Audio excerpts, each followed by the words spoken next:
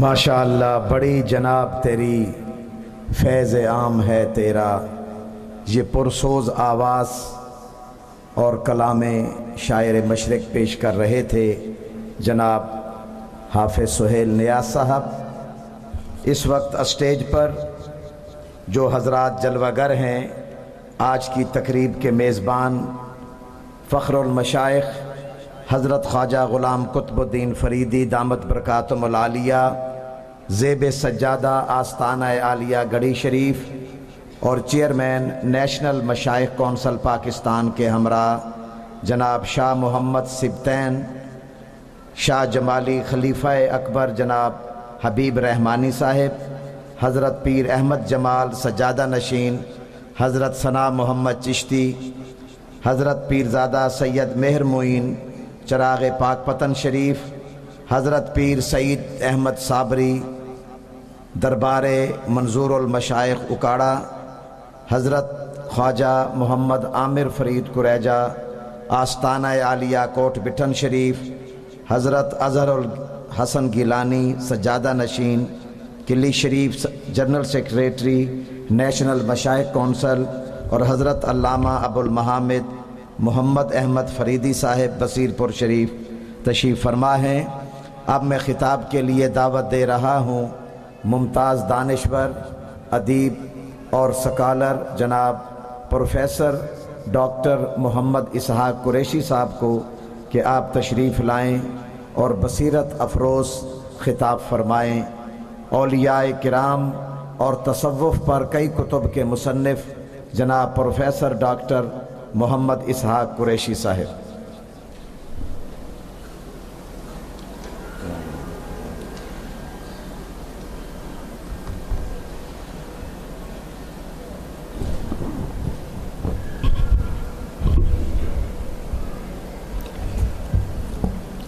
درود پاک پڑھ لیجیے۔ الصلاۃ والسلام علیک یا سیدی یا رسول اللہ وعلی آلک و صحابک یا سیدی یا حبیب اللہ، نحمدہ و نصلی و نسلم علی حبیبہ الکریم، اما بعد فقد قال اللہ تبارک و تعالی فی کلامہ المجید والفرقان الحمید، اعوذ باللہ من الشیطان الرجیم، بسم اللہ الرحمن الرحیم، یتلو علیہم آیاتہ ویزکیہم، صدق اللہ مولانا العظیم۔ صدر محفل، مشائخ اعظام، معزز حاضرین و سامعین، تصوف سیمینار ہے، تصوف کے حوالے سے گفتگو ہو رہی ہے۔ یہ گلہ بار بار آ رہا ہے کہ تصوف کی قدر و منزلت کا جو معیار ہونا چاہیے تھا وہ آج اس کا اعتراف نہیں کیا جا رہا، بلکہ کچھ ایسی حرکات ہو رہی ہیں جس سے تصوف پر حملہ آور ہونے کی کوشش کی جا رہی ہے۔ بہت سے لوگ اسے مٹانے کی کوشش کر رہے ہیں، بہت سے اس کے فرمودات میں اپنی آراء شامل کرنے کی کوشش کر رہے ہیں۔ تو آئیے سوچئے کہ کیا تصوف کوئی باہر سے آیا ہوا علم ہے، کوئی ایسا علم ہے جو اسلام کی کوکھ سے نہیں پھوٹا ہے، جو اسلام کے بنیادی تقاضوں کے مطابق نہیں ہے، تو پھر تو بات کرنے کا حق حاصل ہے۔ اور اگر یہ اسلام کا بنیادی تقاضا ہے تو پھر اسے تقاضائے اسلام سمجھتے ہوئے قبول کر لینا چاہیے اور اس کی قبولیت پر اپنا تعاون پیش کرنا چاہیے۔ دیکھ لیجئے کہ تزکیہ نفس کا ذکر بار بار ہوا۔ تزکیہ نفس ایک ایسی اصطلاح ہے جو تصوف کی امام ہے۔ تصوف کا سارا جو کچھ مسائل نکلے ہیں وہ تزکیہ نفس سے نکلے ہیں، اور یہی بنیاد ہے جس پر اسلام نے اپنے 4 بنیادی مقاصد کو ایک مقصد قرار دیا تھا۔ نبی اکرم صلی اللہ علیہ وسلم کی بعثت کا مقصد حضرت ابراہیم علیہ السلام نے اس وقت بیان کر دیا تھا جب کہ ابھی صدیاں باقی تھیں آنے، اور کہہ دیا تھا کہ آنے والا نبی یہ 4 مناصب ادا کرے گا۔ صرف فرق یہ ہوا کہ انہوں نے یزکیہم آخر پہ کہا، تلاوت آیات پہلے کہا، اور تعلیم کتاب و حکمت کا پھر ذکر کیا، اور آخر پہ تزکیہ نفس کا ذکر کیا۔ قدرت نے ان کی اس دعا کی قبولیت کا جب اعلان کیا تو تزکیہ نفس کو دوسرے نمبر پہ لے آئی۔ تو معلوم ہوتا ہے کہ اس لفظ کی اتنی اہمیت تھی کہ ایک خبر دینے والے نبی اکرم صلی اللہ علیہ وسلم کی جد امجد انبیاء کے اس کا تذکرہ کر رہے تھے، تو اس کا تذکرہ دہرا دینا ہی کافی تھا کہ تزکیہ ہونا چاہیے۔ قدرت کے ہاں اس کی عظمت کتنی ہے کہ اسے قطار سے اٹھا کے پہلے لائے، اسے قطار سے اٹھا کے پہلے لانا، اور قدرت نے اس کا جب نافذ کیا، اس کو عملی شکل میں دیا، تو تلاوت کتاب کے بعد پہلا جملہ آیا یزکیہم، کہ تزکیہ نفس کریں گے نبی اکرم صلی اللہ علیہ وسلم۔ تو معلوم ہوتا ہے جس طرح تلاوت آیات اسلام کی بنیاد ہے، قاری قرآن آج بھی کریا گلی گلی ملتے ہیں کہ یہ منصب ہے نبوت کا کہ وہ قرآن کی تلاوت کرتے ہیں، اور تلاوت انہی کے در دیکھیے ہمارا تو ایمان ہے کہ وہی چیز، وہی لفظ قرآن ہے جو زبان رسالت سے ادا ہوا۔ کوئی اور لفظ، ایک بھی ایسا لفظ نہیں ہے جو زبان رسالت سے نہ نکلا ہو اور قرآن میں شامل ہوا۔ یہاں تک روکا، دیکھیے موضوع اور ہے، ایک صرف بات کہنا چاہتا ہوں۔ آپ جانتے ہیں عبداللہ بن ابی سرار، یہ کاتب وحی تھے، بہت اچھا لکھنا پڑھنا جانتے تھے، کتابت وحی کرتے تھے، اتنی مہارت ہو گئی تھی کہ آیت اتر رہی ہوتی تھی لکھ لیتے تھے، ابھی نزول ہو رہا ہوتا تھا کہ ان کے سمجھ میں آ جاتا تھا کہ آگے یہ آ رہا ہے۔ ایک مرتبہ ایسے ہی ہوا کہ قرآن کی آیت اتر رہی ہے، نبی صلی اللہ علیہ وسلم ابھی پوری نہیں پڑھی ہے، انہوں نے لکھ لی اور بڑے فخر سے کہا کہ یا رسول اللہ میں نے پہلے لکھ لی تھی۔ تو سوچئے ایک استاد کو اپنے شاگرد پہ ناز ہونا چاہیے یا نہیں کہ میرے دل کی آواز کو بھی یہ سمجھتا ہے، میرے ارادوں کو بھی جانتا ہے۔ یہ تو فخر کی بات تھی، لیکن رسول اکرم صلی اللہ علیہ وسلم اس پر ناراض ہو گئے، اور ناراض بھی اس قدر ہوئے کہ مدینہ منورہ سے نکلنے کا حکم دے دیا کہ مدینہ منورہ چھوڑ جاؤ۔ وہ مدینہ چھوڑ گئے۔ حضرت صدیق اکبر کے زمانے میں واپس آنے کی کوشش کی تو حضرت صدیق اکبر نے بھی واپس نہیں لیا کہ رسول اللہ نے تجھے نکالا تھا۔ سوچئے بات کیا تھی، کہنا یہ تھا کہ جو تم نے لفظ لکھ لیا ہے یہ عربی کا اچھا جملہ ہو سکتا ہے، قرآن نہیں۔ یہ قرآن تب بنے گا جب میری زبان سے ادا ہوگا، قرآن تب بنے گا جب میری زبان سے نکلے گا۔ تو معلوم ہوا قرآن رسول اللہ کی زبان سے نکلا تھا، اور آج تک قاری اس زبان کو سامنے رکھ کے تلاوت کرتا چلا جا رہا۔ مجھے یاد ہے میں نے عبدالباسط سے پوچھا تھا، مصر کا مشہور قاری ہے، سب جانتے ہیں، پاکستان بھی آتا رہا، پوچھا تھا کہ اتنی سریلی آواز تو رہا، استاد تو حسری ہے، اس کی آواز تو اتنی نہیں ہے جتنی تیری آواز ہے، تو یہ کہاں سے سلیقہ ملا؟ تو بے ساختہ اس نے کہا من فمی رسول صلی اللہ علیہ وسلم، کہ میں نے رسول اللہ کے منہ سے سنا ہے۔ لوگ پریشان ہو گئے کہ اللہ پریشان نہ ہو، رسول اللہ کے زبان سے نکلا تھا، صحابہ کے کان میں پڑا تھا، اور کان سے چل کر زبان تک آیا تھا، اور تابعین کے کان میں پڑا تھا، یوں کان اور زبان کا رشتہ جوڑتا جوڑتا میرے کان میں آ گیا ہے۔ تو آج بھی قاری جو قرات کر رہا ہے وہ سوچ کے کر رہا ہے کہ میرے رسول صلی اللہ علیہ وسلم نے یوں قرات کی تھی، اور وہی قاری معتبر ہے۔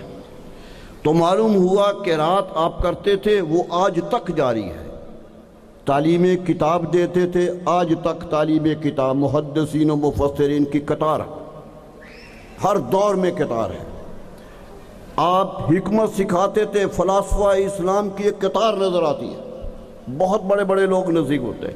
تو کیا وجہ ہے کہ تینوں علوم کے جاننے والے آج بھی ہیں اور ہمیں ان پر اعتراض نہیں ہے، تزکیہ نفوس کی خدمت کرنے والوں پر اعتراض کیوں ہے؟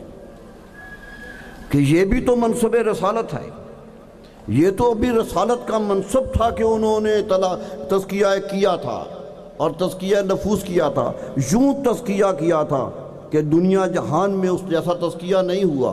جس پر ہاتھ رکھ دیا وہ واپس نہیں گیا، ایک صحابی واپس نہیں گیا، کتنی مشکل بھی آئی۔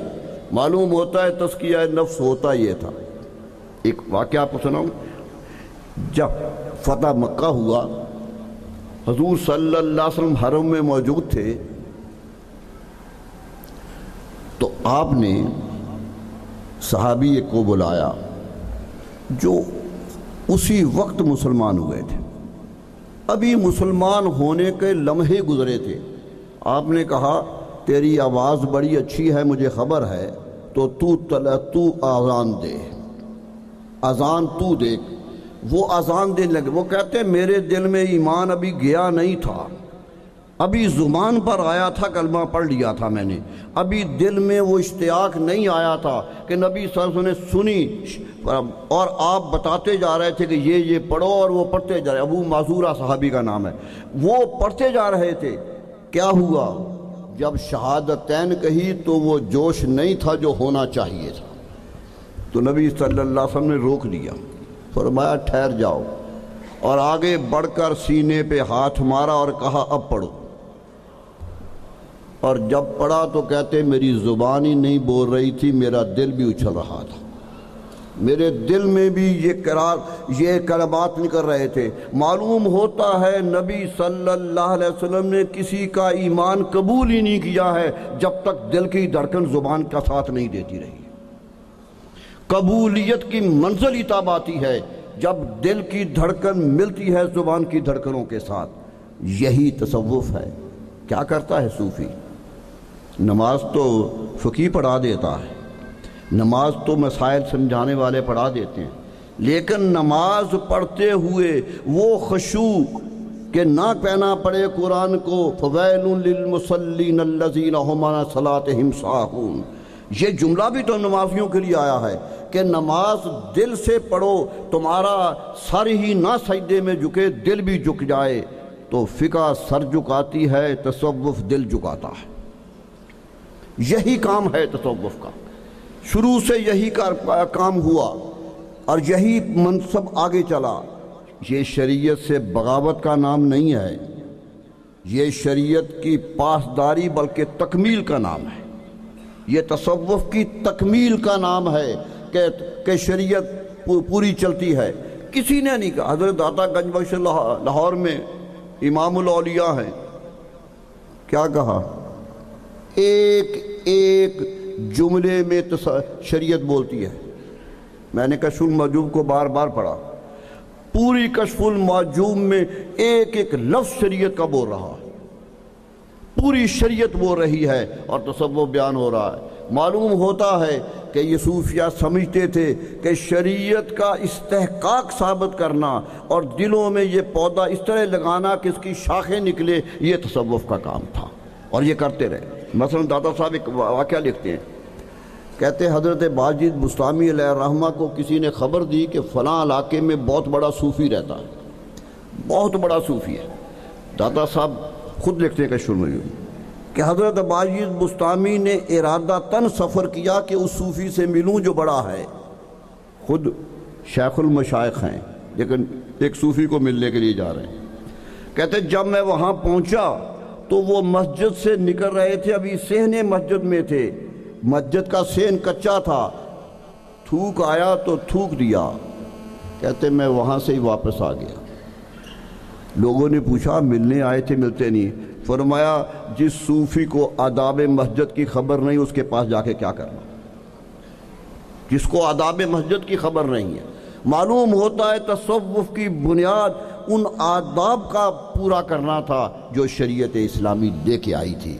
یہی منصب تھا کہ چاروں اگر تزکیہ کو مار دیا جائے، تزکیہ کو نظر انداز کر دیا جائے تو شریعت خول رہ جائے گا، شریعت ایک ظاہریت رہ جائے گی، شریعت کی باطنیت پیدا ہوگی تو تصوف کے ادا سے پیدا ہوگی۔ اس لیے ہم تصوف کا ذکر کرتے ہیں، یہ تصوف سیمینار ہوتے ہیں۔ یاد رکھ لیجئے تصوف کا دعوے دار وہ ہوتا ہے جو خود اپنے اندر صفائے قلب کی آخری منزل پیدا کر لے۔ علماء بیٹھے ہیں، بات تو نہیں کہنی چاہیے، تصوف کا لفظی باب تفاعل سے ہے، عربی زبان کے وزن باب تفاعل سے ہے، اور باب تفاعل لازم آتا ہے، یعنی صفائے قلب اپنی ہو تو پھر دوسروں کی ہوتی ہے۔ اندر سے صفا لے کے نکلو، تمہارے اندر یہی تربیت ہوتی ہے۔ کیوں کئی سال مرشد گرامی اپنے مرید کو سامنے رکھتے ہیں، کیوں لمبی چلے کراتے ہیں، کیوں تربیت کرتے ہیں۔ حضرت بابا جی گنج شکر علیہ رحمہ کس طرح تربیت کرتے تھے؟ ہم نے تو یہی پڑھا کہ فجر کے اٹھ کے درس دے رہے ہیں، ظہر کے بعد درس دے رہے ہیں۔ حضرت خواجہ نظام الدین اولیاء علیہ رحمہ نے خود فرمایا کہ میں نے عوارف المعارف حضرت بابا جی سے 2/3 پڑھی ہے، درسن پڑھی ہے۔ تو معلوم ہوتا ہے تصوف کے امام وہی بنے جو تصوف کے رموز کو جانتے تھے، جو تصوف کے رموز پہنچاتے تھے۔ وہ خود جانتے ہی نہیں تھے علم۔ میرے دوستو، اسلام کا قانون یہ ہے کہ خود حاصل کرو اور دوسروں تک پہنچاؤ، یہی علم ہے۔ یہی علم حاصل کرنا فرض ہے، لیکن میں بانگ دہل کہنا چاہتا ہوں سب کے سامنے، علم فرضیت ہے علم حاصل کرنا، لیکن علم کا آگے پہنچانا بھی فرض ہے، تعلیم بھی فرض ہے۔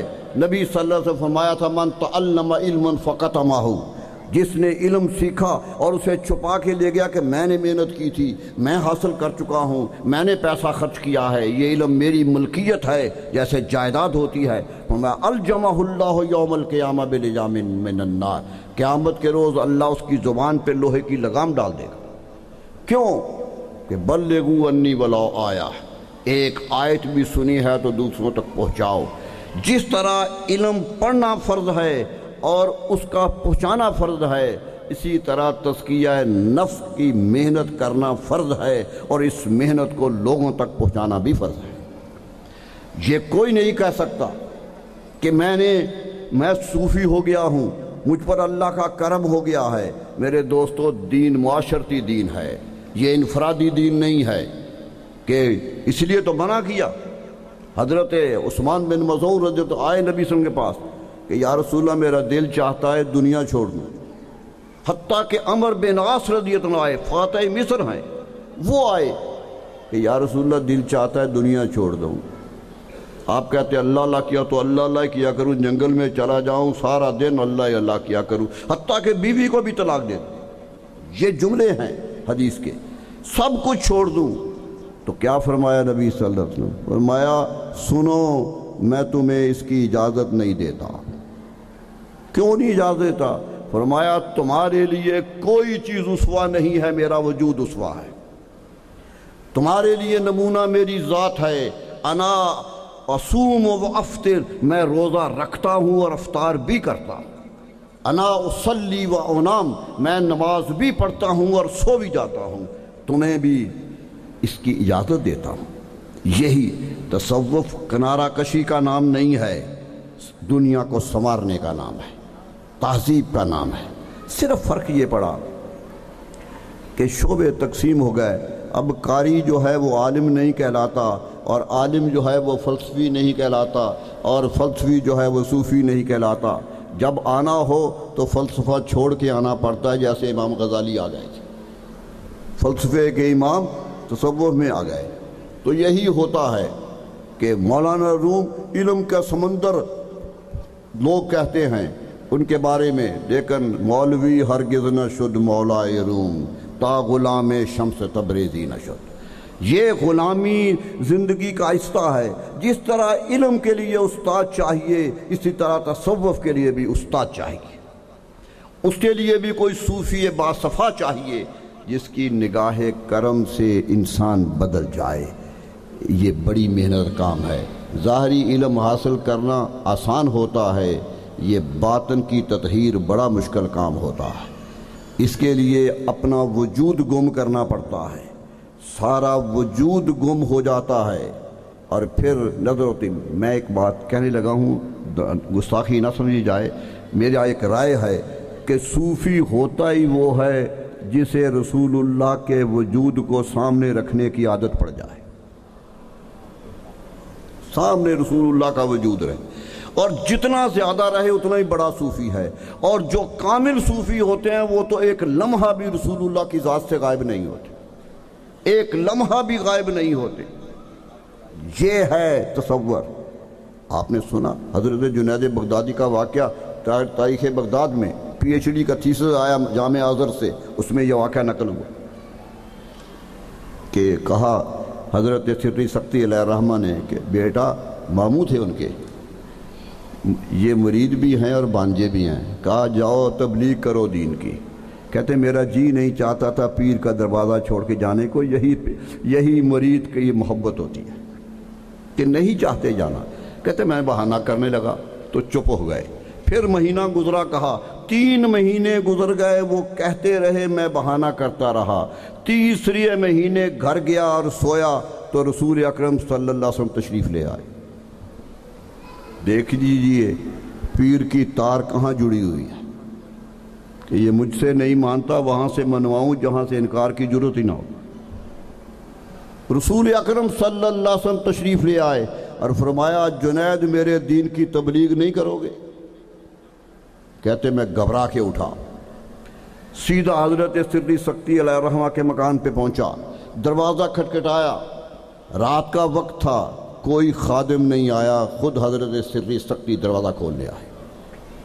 کہتے کھول رہے تھے اور ہنس رہے تھے، مسکرا رہے تھے، کہنے لگے جنید تو بھی میرے کہے پہ نہیں جاتا تھا، اب کیا جواب دے گا؟ معلوم ہوتا ہے ادھر تو رسول اللہ گئے تھے، حدیث کہتی ہے جب رسول اللہ آئے تو وہی آتے، حدیث سے قطعی ہے کہ جو رسول اللہ کو خواب میں دیکھے یقین کرے رسول اللہ صلی اللہ علیہ وسلم کو دیکھا ہے، یہ ایمان کا حصہ ہے۔ لیکن انہیں کیسے پتا چل گیا کہ وہی ہیں؟ معلوم ہوتا ہے حضرت سری سختی کی نظر بھی رسول اللہ کے قدموں پہ لگی ہوئی تھی، ان کی نظر بھی ان کے قدموں پہ تھی کہ وہ کدھر جاتے ہیں۔ صوفی ہوتا ہی وہ ہے جو رسول اللہ کا چلنا پھرنا دیکھے۔ حضرت ابو علی قلندر پانی پتی علیہ الرحمہ کے بارے میں ہے کہ ایک درس حدیث سن رہے تھے، ایک عالم درس حدیث دے رہے تھے، بڑے خوش ہو رہے تھے کہ میرے رسول اللہ کی حدیث پڑھی جائے۔ دیکھیے مومن کی خوشی ہوتی ہے۔ میں نے ایک محدث کا قول پڑھا کہ حدیث پڑھتے ہوئے یہ نہ پڑھو کہ میں حدیث پڑھ رہا ہوں، یہ یقین کر کے پڑھو کہ تم رسول اللہ سے باتیں کر رہے ہیں، یوں حدیث پڑھو۔ تو کہتے وہ خوش ہو رہے تھے، ایک حدیث پڑھی تو ناراض ہو گئے، کہیں گے مولوی صاحب یہ حدیث چھوڑ دیجئے، آگے پڑھیے۔ وہ کہیں گے جی کیوں حدیث نہیں ہے؟ فرمایا نہیں میں نہیں کہتا لیکن آگے پڑھیے۔ 2-3 دفعہ اصرار کیا، وہ نہ مانے تو مجبور ہو گئے، کہنے لگے مولوی صاحب سنو، جب تم حدیث پڑھتے تھے تو میں گنبد خضرا کو دیکھتا تھا کہ میرے رسول صلی اللہ علیہ وسلم خوش ہوتے ہیں کہ حدیث پڑھی جا رہی ہے، اس پر خوشی کا اظہار نہیں ہوا، مجھے یقین آ گیا یہ ان کی نہیں۔ یہ ہے مقام، یہ نظر کون دیتا ہے؟ یہ مدرسوں میں تو نہیں ملتی، یہ بالکل نہیں۔ ابھی میں جب آیا تو شعر اقبال کا پڑھا جا رہا تھا کہ یہ فیضان نظر تھا یا کہ مکتب کی کرامت تھی، سکھائے کس نے اسماعیل کو آداب فرزندی۔ حضرت اسماعیل کو ابراہیم میں تو پالا بھی نہیں تھا، پرورش ہی نہیں کی، صحرا میں چھوڑ کے چلے گئے۔ آج کا بیٹا صحرا میں 4 دن خرچ بند کیجئے، وہ باپ ماننے سے انکار کر دے گا۔ 4 دن روزی نہ ملے تو باپ ماننے سے انکار کرے گا۔ اور جسے صحرا کے نظر کر گئے تھے، جسے موت کے حوالے کر گئے تھے، کہ صحرا تھا، پتھر ہی پتھر تھے، چٹانیں ہی چٹانیں تھی، یہ تھی۔ لیکن کیا ہوا؟ جب کہا میں تمہیں ذبح کرنے لگا ہوں تو ایک مشورہ پوچھا تھا، تو انہوں نے کہا کہ تفعل ما تؤمر، ابا جان وہ کیجئے جو حکم الہ ہے۔ باپ حکم نہیں کہہ رہا ہے، بیٹا حکم سنا رہا۔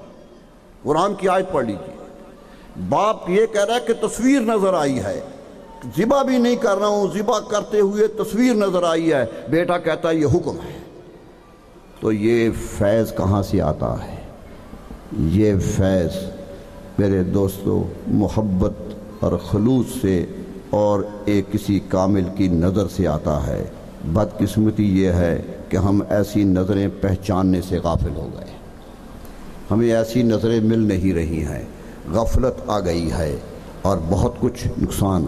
آج لوگ کہتے ہیں کہ ابھی گیلے شکوے ہوئے کہ جی وہ بم مار رہے ہیں، مزار توڑ رہے ہیں، تو کیا مزار توڑنے سے داتا گنج بخش علی حجویری کی قدر و قیمت کم ہو جائے؟ کیا وہ مزار کی اچھے پتھروں کی وجہ سے کون ان پتھروں کو دیکھتا ہے؟ ان سے بہتر پتھر کہیں اور لگے ہوں گے، کئی مکان ہوں گے جہاں ان سے بہتر پتھر ہوں گے، لیکن کسی پتھر کو کوئی جا کے سلام بھی نہیں کرتا، ان پتھروں کو چومتا ہے، ان پتھروں کو چومنے آتا ہے۔ شکیب جلالی نے کہا تھا کہ یوں بے سبب تو کوئی انہیں چومتا نہیں، یوں بے سبب تو کوئی انہیں چومتا نہیں، کچھ تو ہے پتھروں میں خد و خال کی طرح۔ یہ پتھر کسی کی نشانی ہے، یہ پتھر کسی کا عکس ہیں، اس لیے چومے جاتے ہیں۔ توڑ دو گے تو کیا ہوگا کہ لوگ تو حجر اسود اٹھا کے لے گئے، 32 سال حجر اسود کعبہ سے غائب رہا، کرامتہ اٹھا کے لے گئے، 32 سال سے زیادہ عرصہ خانہ کعبہ میں حجر اسود نہیں رہا، چلا گیا، لے گئے صحرائی علاقوں میں، اکھاڑ کے لے گئے دشمن۔ کیا حجر اسود کی قیمت کم ہو گئی ہے؟ آج بھی تاروں سے جوڑا ہوا ہے، توڑ دیا تھا، تاروں سے جوڑا ہوا ہے آج پتھر۔ میرے دوستو ٹکڑے ٹکڑے بھی ہو جائے تو وہ حجر اسود ہے، وہ حجر اسود ہے۔ اسی طرح یہ مزار ہیں، یہ مزار اس لیے نہیں ہیں کہ ان کے پتھر خوبصورت ہیں، اس لیے ہیں کہ ان کے اندر جو وجود ہے وہ خوبصورت ہے۔ اس وجود کو ڈھونڈنے آتے ہیں لوگ، کھڑے ہوتے ہیں، اور یقین سے جائیے میرے دوستو۔ ایک آخری بات کہنا چاہتا ہوں، مجھ سے ایک عرب نے کہا تھا، میں مدینہ منورہ حاضر تھا، تو ایک عرب پروفیسر ہے، ریاض یونیورسٹی کا بڑا کامیاب پروفیسر تھا، کہنے کا پاکستانیوں سے مجھے شکایت ہے۔ میں نے کہا کہ یہ اس کا عقیدہ اور ہے، اس لیے شکایت کر رہا ہوگا۔ لوگ محبت سے چوبے، کہتے جس سے میں پوچھتا ہوں کہاں آئے ہو، کہتے جی روضہ رسول پہ آئے۔ میرے ذہن میں آیا کہ یہ تو کہتے ہیں مسجد نبوی کے ارادے سے آؤ، روضے کے ارادے سے نہ ہو، اس لیے کہہ رہا۔ میں نے کہا کیا اس میں قباحت کیا ہے؟ کہنے لگا اس کے بڑی قباحت ہے۔ کہا کیا؟ کہنے لگا یہ کیوں نہیں کہتے کہ رسول اللہ کے پاس آئے ہیں، یہ کیوں کہتے ہو کہ روضے پہ آئے؟ کیا یقین نہیں ہے کہ یہاں رسول اللہ ہیں؟ اگر یقین ہے تو یقین کرو، تم سامنے کھڑے ہو، جیسے اس دور کے لوگ کھڑے تھے تم بھی کھڑے ہو۔ یہ سامنے کھڑے ہو کے پھر کہتے ہو پتھروں کے لیے اور روضے کے لیے آئے ہیں۔ ارے میرے رسول کی نظر تو کائنات کے ہر جگہ جاتی ہے، یہاں نہیں آتی۔ وہ تو وہاں بھی دیکھتے ہیں جہاں فرشتہ بھی نہیں دیکھتا ہے، وہ تو وہاں بھی نظر رکھتے ہیں، کائنات کا کوئی ذرہ۔ بلکہ میں تو سوچتا ہوں وہ امتی کیا ہوا جو کہے کہ میرے رسول کو خبر نہیں ہے۔ ارے امتی ہو اور رسول سے غافل ہو، اور رسول اس سے غافل ہو، یہ کیسے ہو سکتا؟ قیامت کو سفارش کرنی ہے نا۔ میں نے تو آج تک کوئی حدیث نہیں پڑھی، علماء اگر بتا دے کہ رسول اللہ جبریل کو ساتھ لے کے آئیں گے کہ جبریل بتاتے جاؤ میرا امتی کون کون سا، اس کی میں سفارش کروں۔ ایک حدیث نہیں ہے۔ فرمایا میں امت پہچانوں گا۔ ارے جو جانتا نہیں وہ پہچانتا کیسے؟ وہی جانتے ہیں، وہی پہچانتے ہیں۔ اس لیے آج بھی ہمیں یقین ہے، اور یہ صوفیہ کیا ہیں؟ میرے رسول کا فیض ہے، میرے رسول کا فیضان ہے کہ جس پر ہاتھ رکھ دیا ہے وہ بڑا ہو گیا ہے۔ خواہ وہ پڑھا ہوا تھا، خواہ ان پڑھ تھا، خواہ بدوی تھا، خواہ حبشی تھا، سب بڑا ہو گیا۔ رسول اللہ کا فیض آیا ہے، ہم اسی فیض کو ڈھونڈتے ہیں۔ شجرہ پڑھتے ہیں نا، کسی صوفی کو مانتے ہو شجرہ پوچھتے ہیں کہ شجرہ دو، معلوم ہوتا ہے کہ یہ جڑا ہوا ہے رسول اللہ سے۔ شجرہ اصلھا ثابت و فرعھا فی السماء، اصل مدینہ ہے، یہ کلیر ہو، اجمیر ہو، لاہور ہو، یہ شاخیں ہیں میرے مدینہ کی، یہ شاخیں ہیں اس مدینہ منورہ کی۔ جو شاخ جڑی ہوئی ہے وہ معتبر ہے، وہ ہری ہے اس لیے کہ جڑ مضبوط ہے۔ جو نہیں جڑی ہے اس کو تو ہم مانتے ہی نہیں، جو نہیں جڑی اس کو تو تسلیم ہی نہیں کرتے ہیں، وہ تو صوفیہ خود نہیں تسلیم کرتے۔ تو میرے دوستو، تصوف کانفرنس اس لیے کرائی جاتی ہے، خواجہ صاحب محنت کرتے ہیں، سال بھر محنت ہوتی ہے، اتنے لوگوں کو اکٹھا کرنا آسان کام نہیں ہوتا۔